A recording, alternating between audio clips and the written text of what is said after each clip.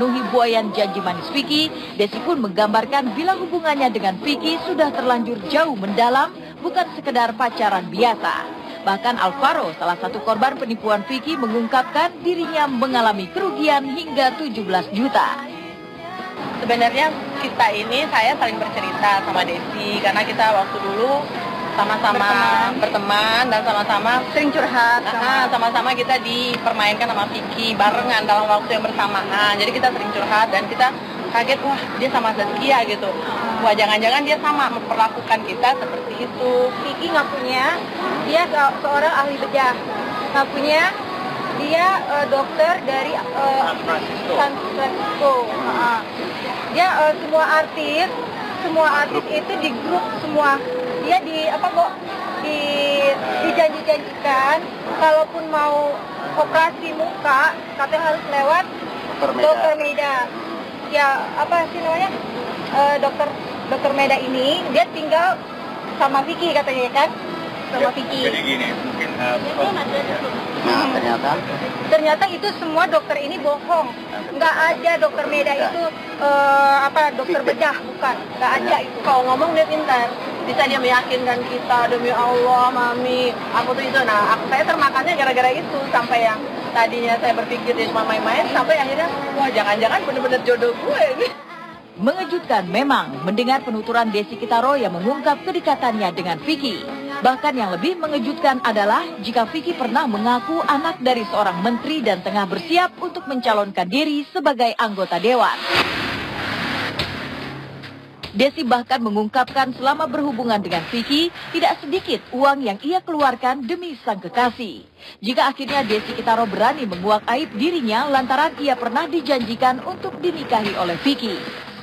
orientasi apa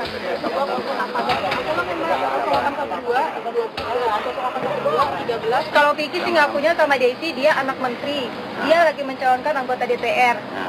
Tapi saya nggak tahu itu benar atau enggaknya, saya nggak tahu, cuma dengar dari Vicky langsung gitu aja. Dia menjanjikan dia mau nikahin saya, mau belikan rumah, mobil, semuanya. Kok tiba-tiba kenal sama Zaskia, kok bisa tunangan gitu loh. Aku istilahnya bukan saya sirik ya, iri dengki nggak ada aku. Cuma ini untuk klarifikasi buat Vicky, tolong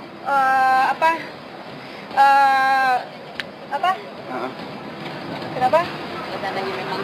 Kalau memang benar mau sama Zaskia, serius, welcome sih kalau Desi gitu.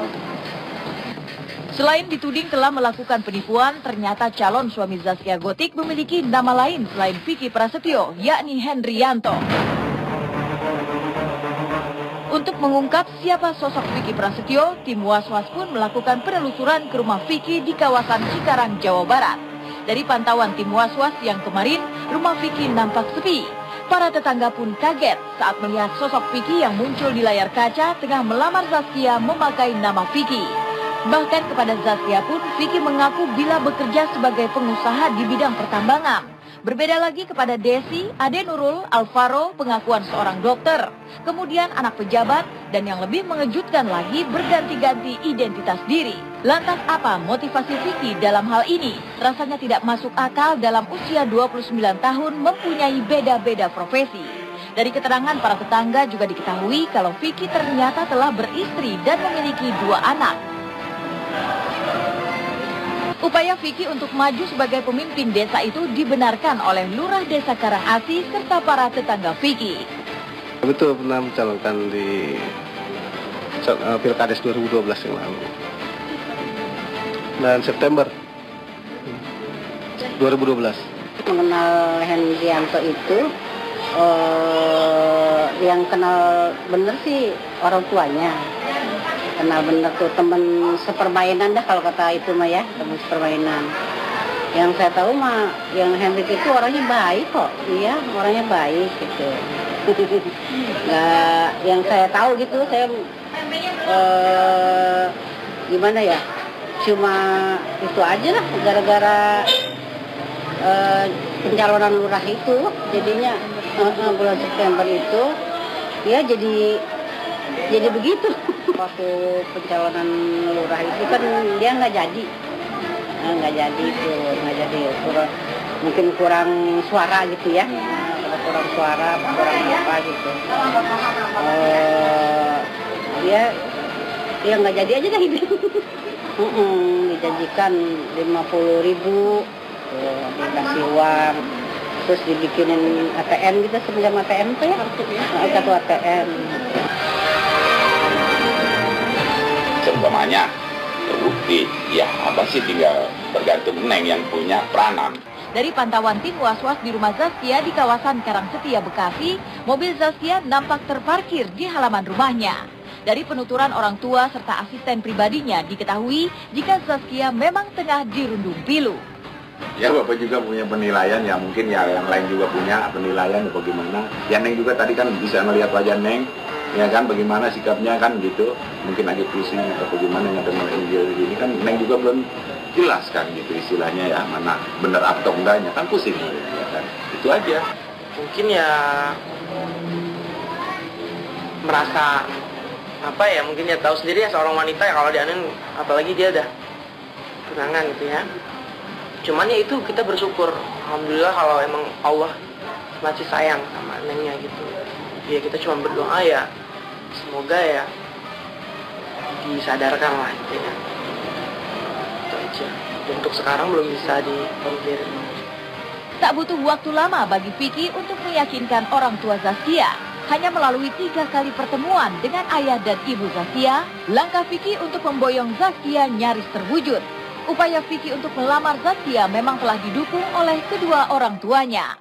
Beberapa jam sebelum acara lamaran digelar, keluarga Vicky sempat mendatangi rumah orang tua Zaskia guna meminta kehadirannya di acara lamaran tersebut. Dengan penuh percaya diri, Vicky muncul dan membuai semua tamu undangan. Dan klimaksnya, sebuah cincin berlian terselip di jari Zaskia. Lantas apakah proses lamaran Zaskia dan Vicky yang digelar di salah satu hotel berbintang itu serta terlihat mewah untuk menutupi keadaan Vicky yang sesungguhnya?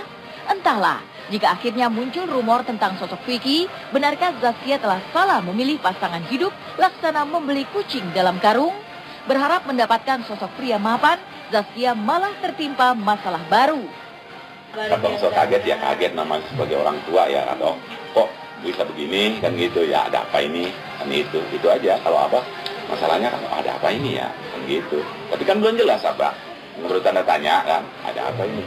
Siangnya dia tuh datang satu keluarga sini, dia bilangin itu aja bahwa tanggal 1 kan waktu itu ya, itu tanggal 1 kita ketemuan di sana, acaranya ini ya udah kita ikutin. Neng bagaimana, sebelumnya nggak kenal. Nah, sebelumnya itu Bapak juga nggak tahu, katanya kan pikir itu udah bercerai, itu katanya orang kan, Bapak juga nggak tahu ya.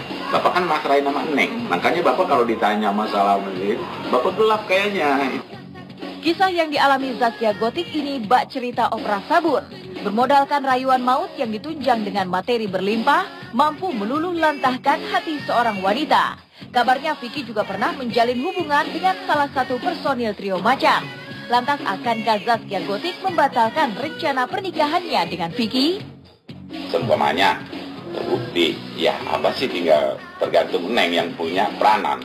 Itu aja, yang punya ngatur ya. Neng kan bukannya abah kan. Walaupun toh iya terjadi, Nengnya mau kata apa abah. Ya kan, itu tinggal tergantung Neng. Kalau masalah pernikahannya itu ya Bapak juga belum dikasih tahu ya. Apakah tahun besok, apakah tahun lagi, itu Bapak juga nggak tahu. Belum ada kepastian.